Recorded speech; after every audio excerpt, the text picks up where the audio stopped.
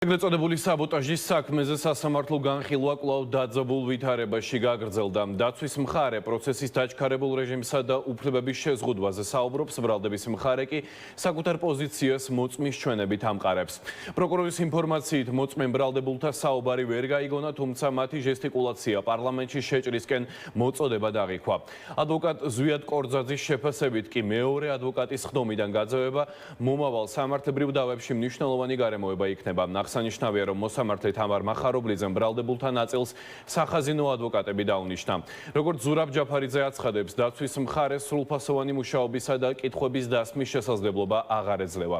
როგორც წარიმართა დღევანდელი სასამართლო პროცესი, თემის დეტალებით პირდაპირ ეთერში ცოტნე შაურშაძე შემოგვიერთდება. ცოტნე გისმენთ.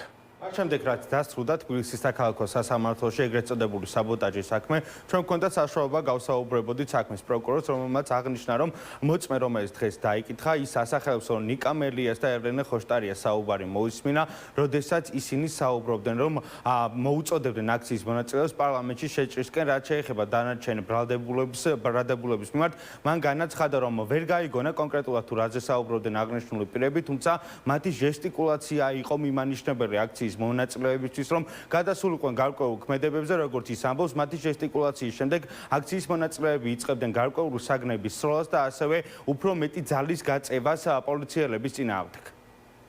ნიკა მელიასთან მიმართებით, ელენე ხოშტარიასთან მიმართებით გვითხრა ის, რომ ესმოდა როგორც მათი საუბარი იმასთან დაკავშირებით, რომ აქციის მონაწილეებს მოუწოდებდნენ პარლამენტში შეჭრისკენ. მოწმემ ისაუბრა ამ საქმეზე ბრალდებულ სხვა პირებთან მიმართებით, გვითხრა ის, რომ რადგან ისინი იდგნენ მისგან მოშორებით არ ესმოდათ მათი უშუალოდ საუბარი და მოწოდებები, თუმცა მათი ჟესტიკულაცია, ხელის მოქმედებები იყო იმგვარი, რომ აქციის მსვლელობის დროს იქ მყოფ პირებს ასევე მოუწოდებდნენ პარლამენტისკენ შეჭრის კონტექსტში და ასევე მან გვითხრა, რომ ეს დასკვნა გააკეთა იქიდან გამომდინარე, რომ თითოეული ბრალდებულის ქმედებას თან სდევდა აქციის მონაწილეთა აგრესია.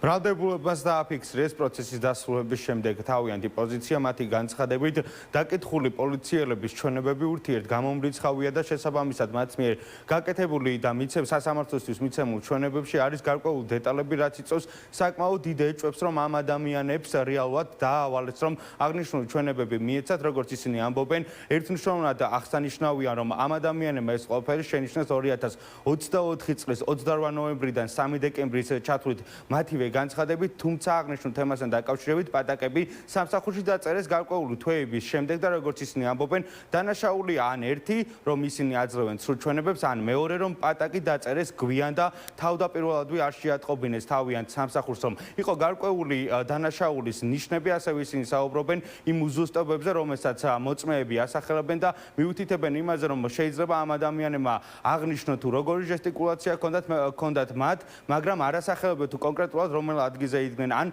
რა ეცვათ, ან რა იყო ვინ იყვნენ მათ გარშემო და შესაბამისად, როგორც ისინი ამბობენ, მოწმეთა ჩვენებები არ არის სანდო. ამის გადმოცემაც კი ძნელია, თუ არ ნახეთ თქვენი თვალით, პოლიციას უსმენდით 4 საათის განმავლობაში, რომელიც არის პრაქტიკულად, ესე იგი, მთავარი მოწმე და რომელმაც თქვა, რომ თურმე ჟესტიკულაციით პოლიტიკური ლიდერები მოუწოდებდნენ ადამიანებს პარლამენტში შეჭრისკენ. ოღონდ არ ახსოვს, მაგალითად მე ამეცვა, ჟესტიკულაცია ვერ გაიმეორა, არ ახსოვს დღე, არ ახსოვს საათი, არ ახსოვს სადვიდექი. 12 პოლიციელი ყავთ, რომლებიც უბრალოდ დღეს გვადებენ და იძახიან, რომ დავინახეთ შორიდან, რომ რაღაცა ჟესტიკულაციით ხალხს მოუწოდებდნენ პარლამენტის აღებისკენ. ეხლა ჟესტიკულაცია რა არის? არ ახსოვს სადვიდექი, არ ახსოვს თვითონ სადვიდე, არ ახსოვს რამეცვა, არ ახსოვს მართლა ვიზახე ყველაფერზე. არ ახსოვს რატო თუ დაინახა რომ ეს დანაშაული იყო სამსახურში რომ მივიდა, რატო არ თქვა რომ დანაშაული დაინახა და პატაკი რატო არ დაწერა? არ ვიცი იძახის, რატო მოხდა ესო წელიწად ნახევრის მერე დაკითხეს და მანამდე ამ თემაზე ხმა არ ამოუღია, როცა პოლიციელია და ამ ხელი დანაშაული დაინახა. ამაზე იძახის რომ არ ვიცი, მე ამაზე ვიცინი და მე ყვიან დარბაზიდან. თუ რამე საეჭვო არ არის ამ პროცესის დასასრული, ეს პროცესი მორჩება ყველას პატიმრობით და როგორც ჩანს მორჩება უფრო მალე ვიდრე სავარაუდო იყო, იმიტომ რომ ჯერთი იცით რომ დიდი სიხშირით დაინიშნა პროცესები და პლუს ამას ახლა დაინიშნა ყველასთვის სახაზინო ადვოკატი, იმიტომ რომ ობიექტური მიზეზითაც კი ვერ შეფერხდეს რომელიმე სხდომა გააძევებს ყველას, ან არ მოვა ვიღაცა და მაინც სახაზინოს მეშვეობით გააგრძელებს პროცესი. პირდაპირ გეუბნებით, რას წამოვციტირებ. ჩემ აწეულ ხელზე თურმე ხალხმა იხულა და შეუტია პარლამენტს. არ ვიცი ხა ცეზარი მგონი ვარ თუ ვინ მგონი ვარ, მაგრამ გულწრფელად გეტყვით, არც სახე ახსოვს, არც ადვიდეკით არ ახსოვს. არაფერი არ ახსოვს და ბოლოს კითხე ვის გულშემატკივრობს. საფრანგეთსო მითხრა და ბოლო თამაში რა ქლა თქო და არ მახსოვს. რამდენიმე კვირის წინ სასამართლომ მიიღო გადაწყვეტილება, რომ სწრაფ რეჟიმში უნდა გადასულიყო მართლმსაჯულების აღსრულება, ეგრეთ წოდებული სწრაფი სამართალი უნდა დამდგარიყო და შესაბამისად სასამართლო პროცესები ჩაინიშნა.